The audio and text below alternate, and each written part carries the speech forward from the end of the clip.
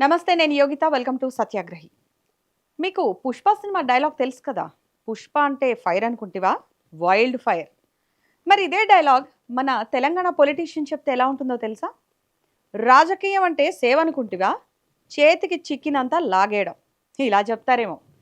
ఎందుకో తెలుసా? పోనీ నేను ఎవరి గురించి చెప్తున్నానో తెలుసా? గెస్ట్ చేయలేరా? అయితే వెంటనే స్టోరీలోకి వెళ్దాం. ఒక కాంగ్రెస్ ఎమ్మెల్యే డబ్బులు ఎలా నొక్కేశారో డీటెయిల్డ్గా చెప్తా. విని అవ్వకండి. ఓకేనా? రాజకీయం అంటే కేవలం అధికారమో ఉపన్యాసాలు అనుకుంటున్నారా? అసలు కథ వేరే ఉంది.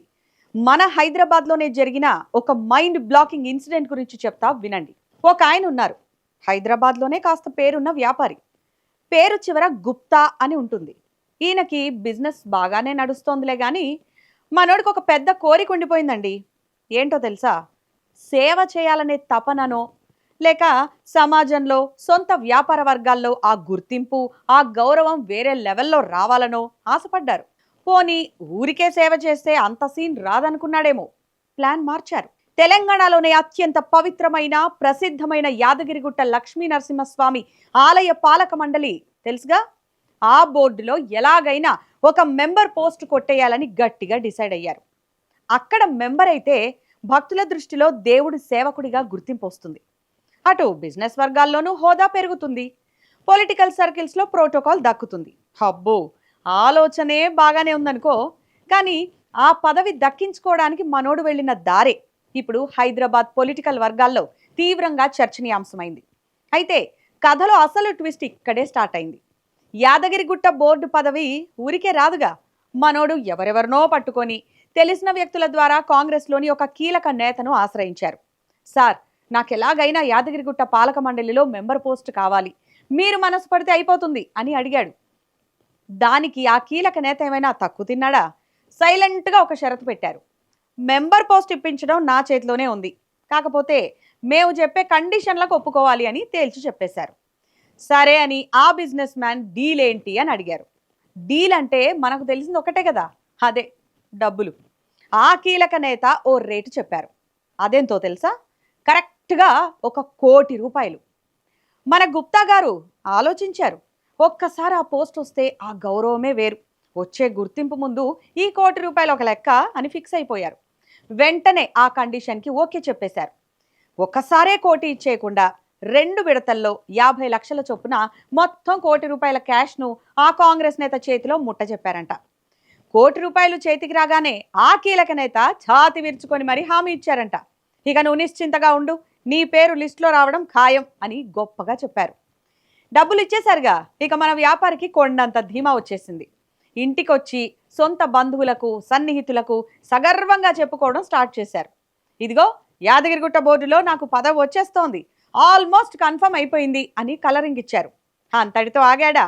పదవి వచ్చిన తర్వాత హైదరాబాద్లోని బిజినెస్ సర్కిల్స్ నుంచి ఏ విధంగా సత్కారాలు చేయించుకోవాలి, ఎవరెవరితో పూలదండలు వేయించుకోవాలి, ఏ శాలువాలు కప్పించుకోవాలి, గ్రాండ్గా ఫంక్షన్ ఎలా చేయాలి అనే ప్లానింగ్ కూడా ముందే వేసుకున్నారంటే మనోడి కాన్ఫిడెన్స్ ఏ స్థాయిలో ఉందో అర్థం చేసుకోవాలి. కానీ పాపం కాలం ఎప్పుడు ఒకేలా ఉండదుగా. ప్రభుత్వం నుంచి యాదగిరిగుట్ట పాలక మండలి సభ్యుల అధికారిక లిస్టు విడుదలైన ఆ రోజు రానే వచ్చింది. లిస్టు రిలీజ్ అయింది. మన గుప్తా గారు చాలా ఆత్రంగా ఎంతో ఆశతో ఆ జాబితా తీసి చూశారు. మొదటి పేరు చూశారు, లేదు. రెండో పేరు చూశారు, లేదు. చివరి పేరు వరకు చూశారు. ఎక్కడా తన పేరు కనిపించలేదు. ఒక్కసారిగా మైండ్ బ్లాంక్ అయిపోయింది మనోడికి. షాక్లో ఉండిపోయాడు. ఏంటిది?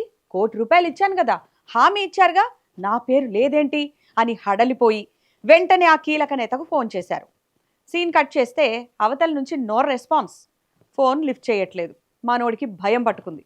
1,00,00,000 రూపాయలు బాయే, సన్మానాల ప్లాను బాయే, ఆఖరికి ఫ్రెండ్స్ దగ్గర పరువు కూడా బాయే. చేసేదేమి లేక తను ఎవరి ద్వారా అయితే ఆ నేతను కలిశాడో ఆ మధ్యవర్తులను వెంటబెట్టుకొని డోర్ టు డోర్ సెర్చ్ లాగా ఆ కీలక నేత ఇంటికే నేరుగా వెళ్లారు. ఇంటికి వెళ్లిన బాధితుడిని చూసి ఆ పొలిటికల్ లీడర్ ఎంత క్యాజువల్గా మాట్లాడాడో తెలుసా? ఏమీ ఎరగనట్టు, చూడు గుప్తా, నా ప్రయత్నాలు నేను గట్టిగానే చేశా, ఇప్పుడు ఏం చేస్తాను చెప్పు, సర్లే మళ్ళీ కలుద్దాం, నీకు ఇంకా ఏదైనా వేరే పనుంటే చేసి పెడతాలే అని చాలా సింపుల్గా చెప్పేసి కారెక్కి బయటికి వెళ్ళిపోయారు. వ్యాపారి గుండాగినంత పనైంది. ఏంటి, కోటి రూపాయలు తీసుకొని పని కాకపోతే వేరే పని చేస్తా అని చెప్పి వెళ్ళిపోతున్నారు అని బిత్తరపోయారు. 2 రోజులు చూశారు.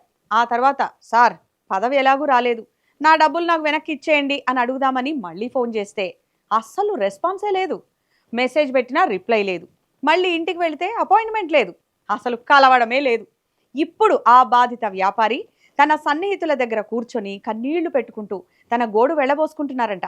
అయితే ఇక్కడ మనం ఒక విషయం గమనించాలి. కేవలం ఈ ఒక్క వ్యాపారే కాదు, యాదగిరిగుట్ట పాలక మండలిలో తమ సన్నిహితులకు బంధువులకు అవకాశాలు ఇప్పించుకోవడానికి కాంగ్రెస్ మంత్రులు, ఎమ్మెల్యేలు, సీనియర్ నేతలు ఏ స్థాయిలో లాబింగ్ చేశారంటే కొందరైతే ఏకంగా ఢిల్లీ స్థాయిలోనే పైరవీలు నడిపినట్టు తెలుస్తోంది.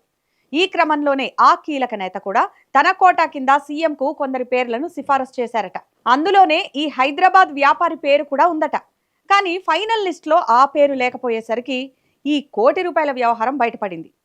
అధికారంలోకి రాగానే కాంగ్రెస్ నేతలు ఈ స్థాయిలో వసూళ్లకు తెగబడటం ఇప్పుడు రాష్ట్ర రాజకీయంలో పెద్ద కలకలం రేపుతోంది.